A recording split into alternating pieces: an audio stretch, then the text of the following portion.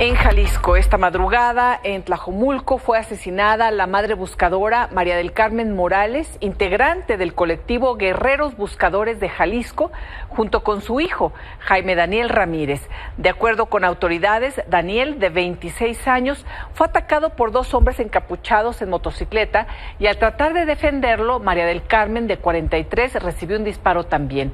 Hasta el momento, la Fiscalía de Jalisco descarta que el crimen tenga relación con su activismo. En un comunicado, el colectivo Guerreros Buscadores exigió una investigación inmediata y exhaustiva y solicitaron a la presidenta Claudia Sheinbaum ejercer presión en Jalisco para que se tomen medidas a fin de frenar la violencia y garantizar la justicia. Sobre este crimen, Raúl Servín, integrante del colectivo Guerreros Buscadores de Jalisco, que recordarán es el colectivo que develó el horror del rancho Izaguirre, en donde fueron encontrados estos restos humanos y ropa y zapatos, y bueno, fue este colectivo. Bueno, él informó que María del Carmen ya había recibido amenazas para que dejara de buscar a su hijo. Esto fue lo que informó en entrevista para Milenio.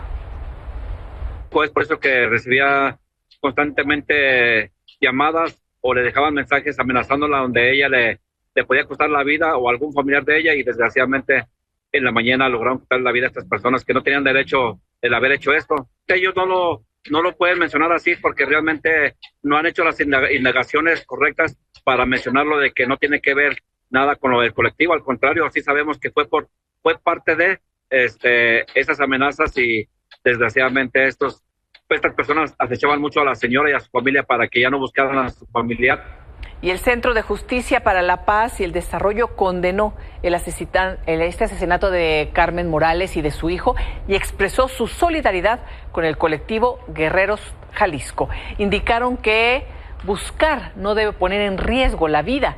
Además, este sábado se realizará una vigilia en Casa Jalisco, Ciudad de México, para exigir justicia por las madres buscadoras asesinadas, con un llamado a frenar de una vez por todas la violencia contra quienes buscan a sus seres queridos desaparecidos.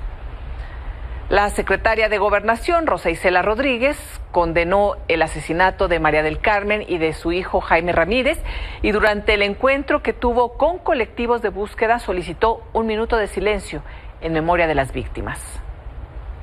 Condenamos enérgicamente estos hechos, reiteramos nuestro compromiso con la justicia y la lucha contra la impunidad, no solo en este caso, sino en todos aquellos que lastiman a las familias y a la sociedad. En su memoria y como una muestra de respeto, les pido amablemente ponernos de pie y guardar un minuto de silencio.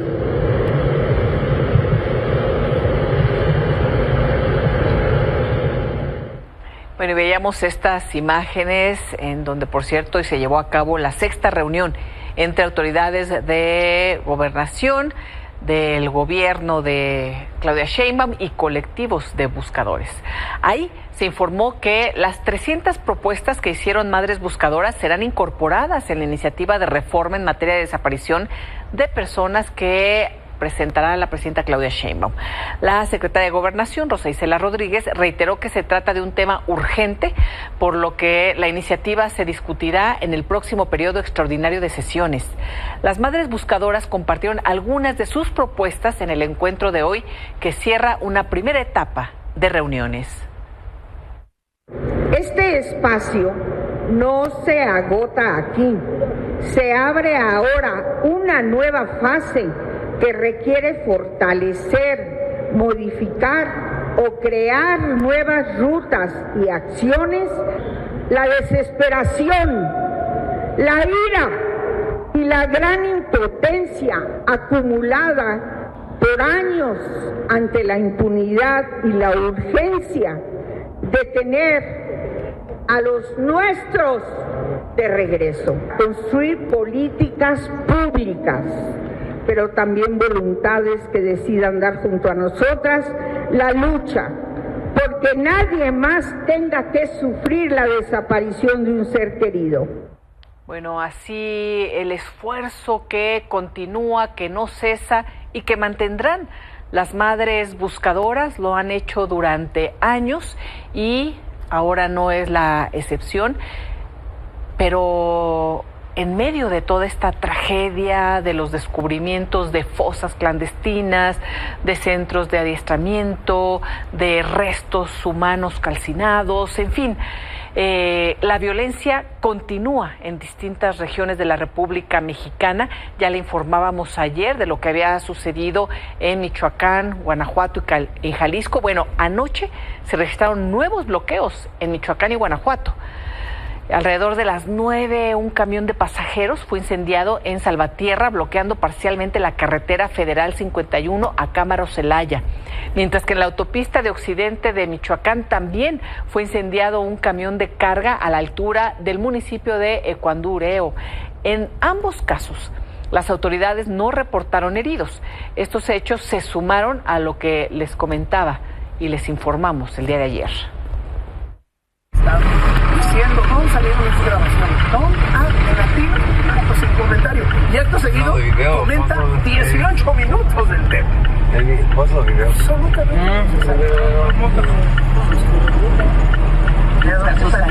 salida de una reunión. Que no suelte el volante. Y sobre lo ocurrido ayer en la tarde, el secretario de Seguridad, Omar García Harfuch, informó esta mañana que hubo hechos violentos en 26 municipios de Michoacán, en 2 de Guanajuato y en 1 de Jalisco, lo que derivó en el incendio de vehículos, 3 ataques a tiendas, bloqueos y agresiones contra las autoridades, que dejaron 2 policías muertos. Dijo que en acciones coordinadas se recuperaron las vialidades y se estableció ya la situación. La Fiscalía de Michoacán informó de la detención de 2 sujetos señalados de pertenecer al Cártel Jalisco y que posiblemente participaron en los bloqueos. Bueno, esa es la versión de la autoridad estatal, esto último, de la detención de 2 hombres. Pero, pese a esto, la presidenta Claudia Sheinbaum dijo que no había detenidos y que había sido un conflicto entre grupos del crimen. No hubo detenciones, fue realmente un conflicto entre 2 grupos. Se dio principalmente en Michoacán y ya se están haciendo todas las investigaciones. Bueno, y gracias a una operación de agencias estadounidenses se lograron identificar las armas de alto poder, precisión y alcance más peligrosas que llegan a manos del crimen organizado en México. Mi compañero Ángel Hernández nos informa.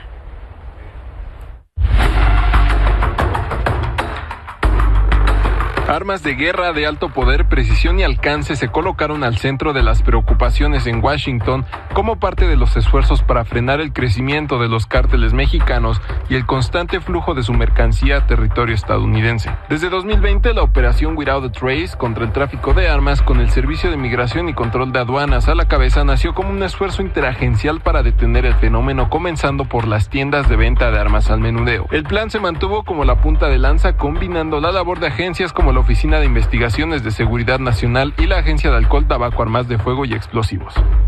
Logró identificar 3 armas como las más peligrosas si caen en manos de la delincuencia organizada en México. La primera es la ametralladora M134 con medidas estándar de la OTAN y calibre 7.62 por 51 milímetros que alcanza un ritmo de fuego de entre 2.000 y hasta 6.000 disparos por minuto. Se lo conoce como minigun porque tiene un diseño más pequeño que otras que usan barriles rotatorios para disparar. Se trata de un artefacto que es fijo, montado en una base normalmente colocada en trincheras, edificaciones o vehículos. Después se encuentra la ametralladora ligera M249, arma automática de escuadrón.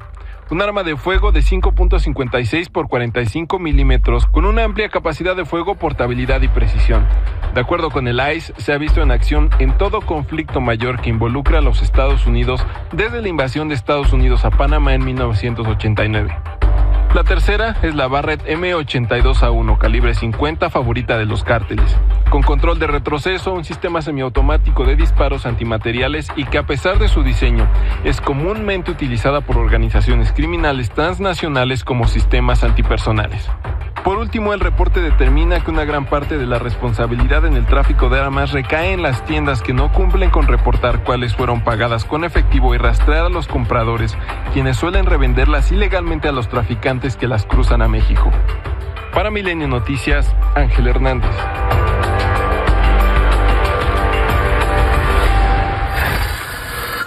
Y esta tarde se encendió el debate en el Senado con la aprobación en comisiones de la nueva ley de telecomunicaciones.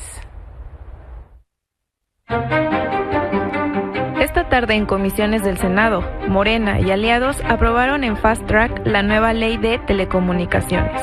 La oposición votó en contra al señalar que se centraliza el poder en una agencia de transformación digital, con facultades para bloquear redes, supervisar contenidos, todo sin debate, sin parlamento abierto y sin leer sus 226 páginas. Claro que había un problema, una bola de anuncios racistas, discriminatorios, que el sinvergüenza de Trump decidió venir a pautar a nuestro país. El panista también cuestionó la justificación legal del dictamen, al asegurar que el artículo que el gobierno argumenta fue eliminado en sexenios anteriores. En realidad, nunca desapareció. Era mentira que no podían quitar los anuncios. Y segunda, que porque los gobiernos perversos de antes borraron un artículo que estaba vigente desde 1960, pero que en 2014 alguien lo borró. A ver, las dos cosas son falsas. Si no podían quitar los anuncios, entonces que alguien me explique por qué ya ni siquiera están al aire. Por su parte, el PRI advirtió que el artículo 109 de esta reforma representa un mecanismo de control disfrazado de ley. Le da al gobierno el poder de bloquear, censurar, es un retroceso, es un autoritarismo las plataformas digitales, sin necesidad de orden judicial, sin mandato judicial, sin límite de tiempo, sin contrapesos, ni procedimientos claros. ¿Quién decide que se bloquea? La agencia. Movimiento Ciudadano también expresó su rechazo al considerar que la Agencia de Transformación Digital tendrá facultades excesivas, como la de bloquear redes sociales. Desde Morena defendieron el dictamen, aseguran que se busca garantizar el acceso equitativo al espectro radioeléctrico, la cual debe regular y garantizar el uso, aprovechamiento y explotación del espectro radioeléctrico para que llegue a todos los sectores de la población sin excepciones ni barreras socioeconómicas, en donde el Estado asuma su papel como garante de acceso universal de las comunicaciones. La reforma pasará ahora al Pleno del Senado para su discusión final, en medio de un debate que enfrenta la necesidad de soberanía digital con la preocupación por el control y la censura en las telecomunicaciones. Con información de Liliana Padilla para Milenio Noticias, Yuleni Rodríguez. Bueno, ya comenzaron muchas reacciones al respecto, incluso la presidenta del partido en el poder de Morena, Luisa María Alcalde, subió un video diciendo que no son iguales, que no hay censura, pero también comunicadores afines a la llamada 4T están cuestionando ya este artículo que ha sido el más polémico. Y no solo eso, también dentro de Morena empieza a haber matices. Vamos a ver qué sucede, pero por lo pronto hoy el coordinador de Morena en la Cámara de Diputados, donde tendrá que llegar una vez que se apruebe en el Senado esta iniciativa para su discusión y en su caso su aprobación, Ricardo Monreal presentó una serie de observaciones al proyecto de ley de telecomunicaciones y pidió al Senado mejorar la redacción. Y puso así tal cual, lo dijo y lo entrecomillo, en beneficio de la transparencia y de la libertad de expresión sin censura. Confió en que el Senado modifique el dictamen antes de que se los envíe a San Lázaro. Y ante la presentación de la iniciativa de ley de telecomunicaciones y radiodifusión, la Organización de las Naciones Unidas, la ONU, para Derechos Humanos en México, respondió en su cuenta de X haciendo un llamado respetuoso al Senado para garantizar espacios de consulta y tomar en cuenta los estándares internacionales en libertad de expresión, acceso a la información, privacidad, derechos digitales e indígenas. Bueno, y la relación entre la presidencia y la Suprema Corte ha estado marcada también por choques y tensiones. Rubén Mozo nos cuenta.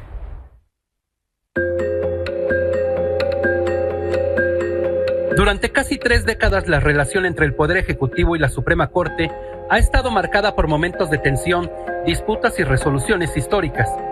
Desde Zedillo hasta López Obrador, el camino ha sido todo menos lineal. La autonomía de la Corte comenzó a fortalecerse en 1995 con la reforma impulsada por Ernesto Zedillo, quien redujo el número de ministros de 26 a 11. Un año más tarde, le pidió al máximo tribunal investigar la masacre de Aguas Blancas.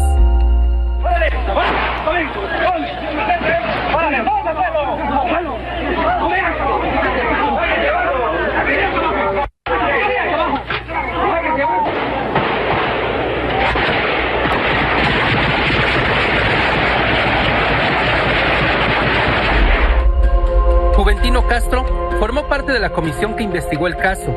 El ministro concluyó que hubo violaciones graves a los derechos humanos y aunque la resolución no fue vinculante, sentó un precedente.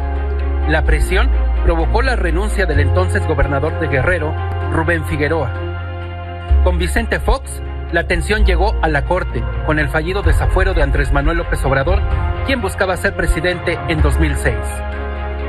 Tengo la certeza absoluta de que no se me juzga por violar la ley, sino por mi manera de pensar y actuar y por lo que pueda representar junto con otros mexicanos para el futuro de nuestra patria.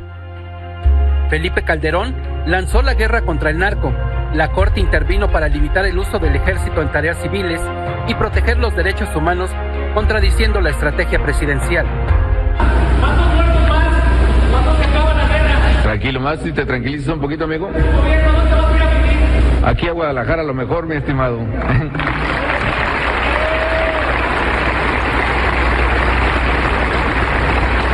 Y te voy a decir una cosa, amigo. Esta no es... Las muertes que hay en el país son por las organizaciones criminales. Organizaciones criminales que están reclutando jóvenes como tú, o como muchos otros, para las adicciones, para sus bandas criminales, para matar a otros jóvenes. En el sexenio de Enrique Peña Nieto, la Corte dio entrada a varios recursos para resolver si era procedente o no la creación de una comisión de la verdad del caso Iguala, por la desaparición de 43 estudiantes de la Normal de Ayotzinapa. ¿Por qué está apuntando qué? ¿Por qué está apuntando? ¡No tenemos armas! ¡Está apuntando a un compañero! ¡Que vende el paramédico! Hay que moverlo ahí, güey, hay que moverlo. Mira, lo vamos a llevar. ¡Lo vamos a llevar! Pero guarden sus armas, pues. Guarden sus armas. No tenemos armas, mire, no tenemos armas. Guarden sus armas. Guarden sus armas. Ahorita, dale. Guarden sus armas. Guarden sus armas. Con Andrés Manuel López Obrador, el conflicto con el Poder Judicial escaló. El presidente acusó a la Corte de bloquear su agenda y representar intereses conservadores. Estoy molesto porque se han dedicado a liberar a presuntos delincuentes y porque está completamente echado a perder el Poder Judicial. Predomina la corrupción, con honrosas excepciones, y hace falta una reforma. Hoy, la conformación de la Suprema Corte está por llegar a su fin para dar paso a una nueva etapa con una elección judicial. Dentro de unos meses, mi nombre dejará de ser antecedido por el título de ministro y será solo, como siempre lo he sido, Juan Luis González. Para Milenio Noticias, Rubén Mozo. Bueno, y ustedes recordarán que han pasado muchas cosas recientemente para que se haya aprobado esta reforma constitucional que va a reformar al Poder Judicial Federal. Entre estas, pues bueno, conseguir los votos necesarios para hacer mayoría calificada, entre la del panista Miguel Ángel Yunes, y dentro de las resoluciones que tuvo la Suprema Corte, un voto definitivo para que continuara esta elección fue el del ministro Pérez Dayán. Bueno, hoy en Mérida, allá en Yucatán, el magistrado en retiro Pablo Monroy increpó al ministro Alberto Pérez Dayán, quien, recordemos, como le decía, dio este voto definitivo en contra del proyecto que planteaba invalidar la elección judicial. Y el magistrado le dijo traidor a Pérez Dayán y le pregunta cómo puede vivir al ver todo el daño que causó con su voto, que hasta los ahorros del Poder Judicial ya les robaron. Aquí el momento. Recordarás que no solamente se analizan temas jurídicos, sino también políticos, el momento que se está viviendo. Y también como juzgador sabrás, como sabemos, que hay que pensar en las consecuencias que tiene nuestro voto o nuestra sentencia y ver las consecuencias que estamos sufriendo por ese voto que tú no diste a favor del gobierno. Ver las consecuencias. Candidatos a jueces que son personas ligadas al narco. Exacto. Y eso es una consecuencia de lo que tú no votaste. Yo lo que te pregunto, y con esto termino, es ¿cómo puedes vivir tú las consecuencias de este voto que no diste, reflejado en tantos perjuicios? Ya no digamos a los funcionarios judiciales, ya no digamos al robo de los fideicomisos, uno de ellos, Alberto, ahorros nuestros. Bueno, y así va caminando ahí entre cuestionamientos, tropicones, dudas de quiénes van a llegar y cómo se van a evaluar a quienes lleguen una vez después del proceso electoral o antes. Están todas estas preguntas. Pero nosotros continuamos aquí en Milenio entrevistando a todas las candidatas y todos los candidatos a la Suprema Corte. Hoy nos acompaña en el estudio Ingrid de Los Ángeles Tapia Gutiérrez, candidata ministra de la Suprema Corte de Justicia. Ingrid, bienvenida. Hola, Elisa, gracias. Oye, qué momentos tan intensos estamos viviendo, pero sobre todo también de mucha confusión, Ingrid, porque por un lado se escucha un discurso muy potente oficial desde Morena, gobierno legislativo, ¿no? Que ya es como se han diluido los límites entre unos y otros, y por el otro, pues momentos como esto, en donde dice, estás destruyendo al Poder Judicial Federal. ¿Qué opinas ahora como candidata y por qué decides ser candidata a la Suprema Corte? Te la contesto al revés, Elisa. A ver. Yo decido ser candidata porque efectivamente esta reforma, su ingeniería, su diseño normativo pone en grave peligro la función judicial. No creo que merezca la pena defender al Poder Judicial, porque el Poder Judicial en México efectivamente es indefendible. Es tan indefendible que no se pudieron defender ni ellos. Así de indefendible. Dejaron ser, ¿no? No, bueno, con lo que acabamos de ver con el ministro Pérez Dayán. Exacto. ¿No? Pero lo que sí es mérito de defensa para ti, para mí, para todos los que nos oyen, es la función judicial. Porque el 81% de los mexicanos vamos a llegar un día a un tribunal a demandar o como demandados, acusar o como acusados, y lo que tú quieres encontrar ahí es una persona honrada, capacitada, preparada, ¿no? E imparcial. ¿Y te gusta la reforma judicial? O sea, por supuesto que no. Por eso estoy. Porque es grave. Y si me dices, entre toda esta brocheta, porque literalmente es una brocheta de irregularidades, ¿cuál es la más grave? Pues que tú y yo vamos a salir en más o menos 40 días, como 90 millones más de mexicanos llamados a votar, por una lista de 3,000 personas de las que no tienes la menor idea de quién son, porque el proceso omitió la investigación exhaustiva y profunda. Y hoy vemos con azoro, con terror literal, ¿no?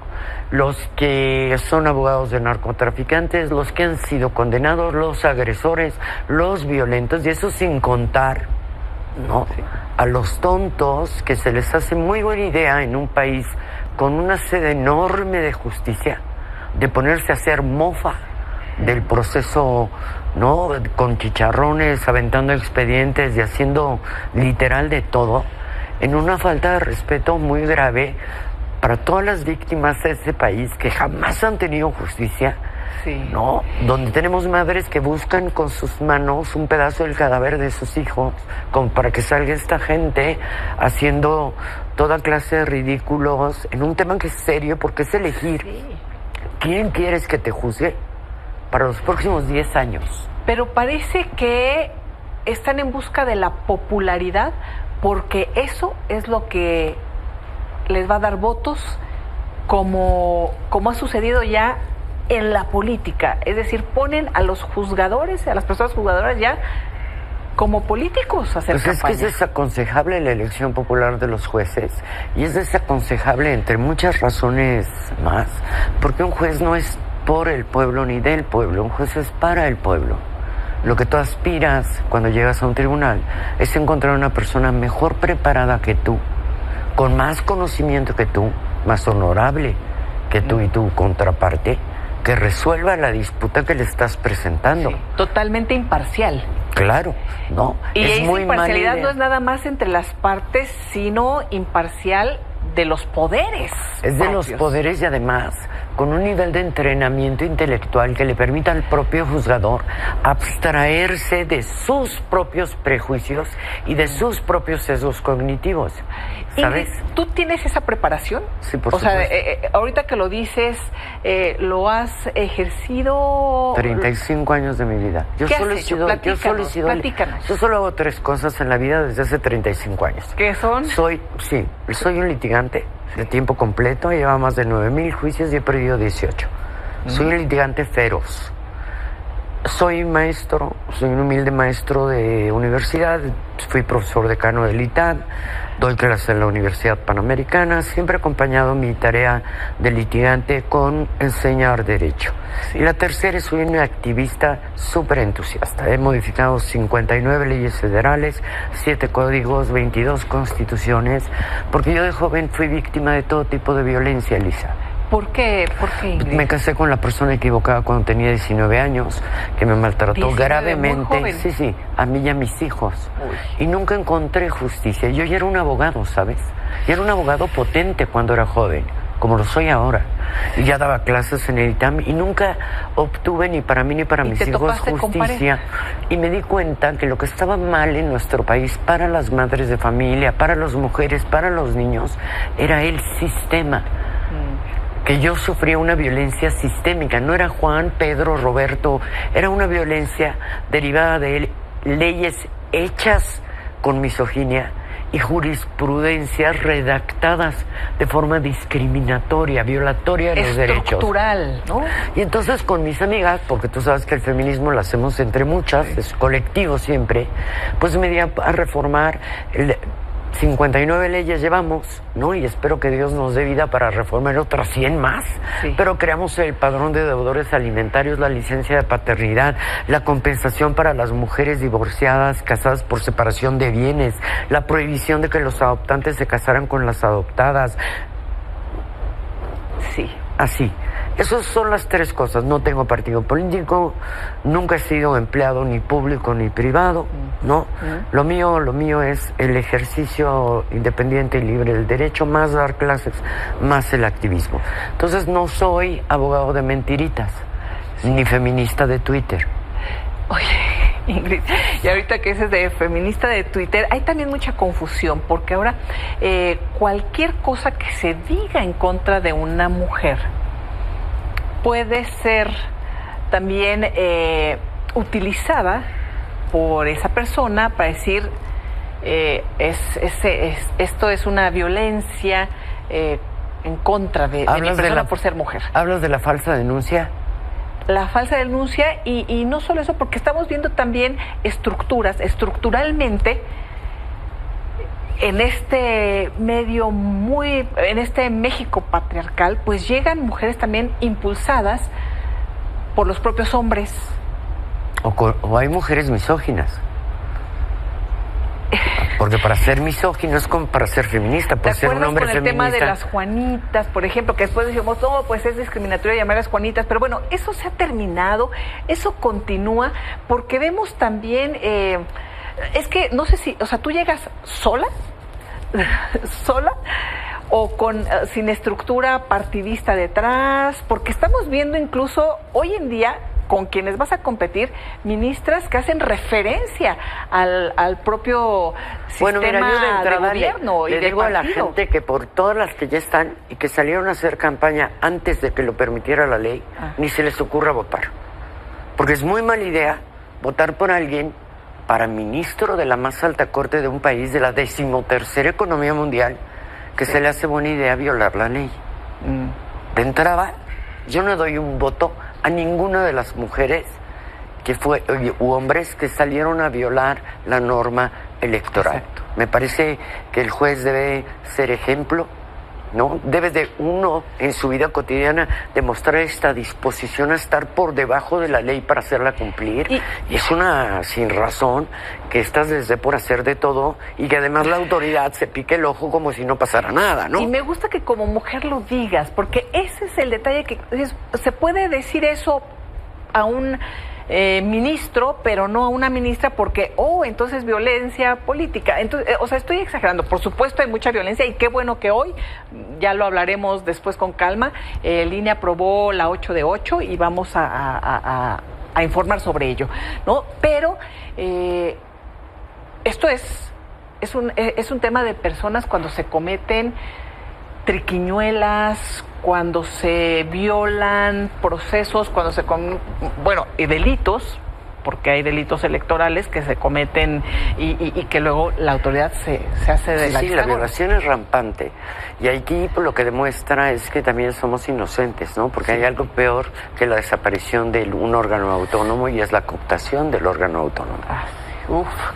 ¿Qué le dirías a la gente que te está viendo ahorita, que nos esté escuchando, para ir cerrando, independientemente que después, pues ojalá tengamos oportunidad de seguir platicando? Por el momento estamos haciendo así, una entrevista a cada uno, porque son muchísimos, apenas si nos va a dar tiempo aquí en los espacios, antes de la elección, a candidaturas para la Suprema Corte. ¿Qué les dirías? ¿Qué te hace diferente? ¿Qué es lo que... A ver, les diría primero que hay que salir a votar, porque no existe tal cosa como ser democrático y no votar. Y hay dos posibilidades: que la elección esté arreglada o que no lo esté. Y si no lo está, hay que ir a votar. Y si lo está, con mayor razón tienes que ir a votar, porque hay que desarreglarles el asunto. 2, yo creo que es mala idea que tú mismo te despojes de tu oportunidad de decidir qué tipo de personas quieres que juzguen, porque es una decisión que vas a poder volver a tomar hasta dentro de 10 años. Y un juez, a diferencia de un diputado, un senador o cualquier otro representante popular, el juez sí tiene injerencia directa en tu libertad, tus bienes, tu persona. El juez es quien individualiza la norma. Y es muy mala idea hacerte que no vas a llegar a un tribunal, porque el 81% de nosotros vamos a llegar por la sucesión de nuestros padres, el divorcio, la custodia de los hijos, etcétera. Y la pregunta, y lo que tienes hoy oportunidad de hacer, es ir a escoger qué persona quieres. ¿Por qué debes votar por mí? Yo lo único que puedo poner a disposición de mis semejantes es mi experiencia, que sí es muy suficiente, ¿no? Y mi disposición de cambiar este marco discriminatorio de mujeres y de niños, que me parece a mí muy urgente, muy necesario y muy justo. ¿Qué número eres? Es importante de mí. Yo soy la 30, pero si 30. Me dices, Ingrid, ¿qué te hace diferente de las otras? ¿Qué te hace diferente? No, porque estamos como 5 en los primeros lugares. Sí. Pues mira, yo no soy la hermana del jefe de gobierno, ni soy la esposa del acaudalado constructor, ni soy la esposa del ex procurador general de la República, ni soy no soy nada por alguien. Estoy aquí por mí. Estoy aquí porque creo que debo estar, y segunda, porque puedo estar. Ingrid, nos quedamos con eso. Muchísimas gracias. Gracias a ti, Elisa. Sigamos en contacto, pase lo que pase. ¿Te parece? Pase lo que pase. Y sí, gracias. Soy la 30, como la camiseta de Messi en el Barça. Gracias, Ingrid. Buenas noches. Buenas noches. Una pausa y volvemos.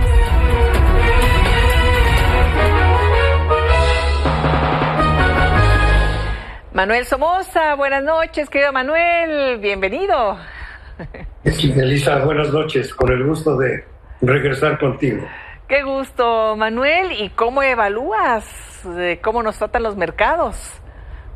Bueno, fíjate que los mercados nos han tratado muy bien en los últimos 4 días, de lunes hasta el cierre de hoy. Los incrementos han sido muy importantes. Hoy tan solo estamos viendo los cierres. El Dow Jones sube 1.93, el Standard & Poor's 2.03, la Bolsa Mexicana de Valores 1.10 y el Nasdaq, que es un índice muy importante porque ahí están las tecnológicas, que son las que más han sufrido, pues ha tenido un rendimiento el día de hoy de 2.74. Pero además yo te diría lo siguiente: del día 8 de abril, que fue el peor día de los mercados en el año, al día de ayer, estos se han recuperado la mitad de lo que habían perdido en todo el año. Por ejemplo, el Nasdaq perdía más del 20%, ahora pierde nada más el 11%. El Standard & Poor's perdía 16%, ahora pierde el 8%. El Dow Jones también perdía mucho más y hoy nada más pierde el 5%. La Bolsa Mexicana de Valores, curiosamente, ha sido ganador en el año. Pero también ha sucedido esto con los índices europeos. Por ejemplo, el Eurostock 600, de haber llegado a perder 5%, hoy ya está en números negros de diciembre al día de ayer. Igual pasa con los índices del sureste asiático, que perdían 8% al 8 de abril y actualmente ya traen rendimientos positivos del 2%. Es decir, los mercados se han dado la vuelta. Todavía los índices en Estados Unidos siguen estando en números rojos con respecto al 1 de enero. Sin embargo, la recuperación ha sido muy significativa. ¿Por qué es esto? Bueno, pues porque Trump simplemente se está echando para atrás en esas iniciativas que nadie entendió. Su asesor en tema de aranceles, Peter Navarro, ha perdido influencia total, al grado que hace 12, 13 días que no lo vemos platicar con nadie, que no ha hecho ningún solo comentario. Yo creo que ya cayó de la gracia del presidente, porque todo lo que él planeó y le vendió al presidente, pues le salió el tiro por la culata. Sí. Los mercados están furiosos contra las iniciativas económicas. Los grandes grupos de poder en Estados Unidos están hartos de perder dinero por estas iniciativas tan absurdas. Y bueno, pues ya se dejó sentir la presión en el propio presidente, ¿no? Los principales líderes de las grandes empresas de Estados Unidos se han estado reuniendo con Trump para decirle que lo que está haciendo pues es un sinsentido y que no va a ayudar de esta manera a la economía norteamericana. Yo creo que eso es fundamentalmente la razón, pero con Trump no podemos cantar victoria. Queda un pendiente. Dice que va a haber una negociación muy seria con China, pero los chinos dicen que no se les ha acercado todavía. Vamos a ver qué pasa. A mí ese es el capítulo que me falta por ver. Un capítulo importante que estaremos consignando. Muchísimas gracias, querido Manuel. No, hombre, gracias a ti, Elisa. Es un gusto estar de regreso. Igualmente, buenas noches. Buenas noches.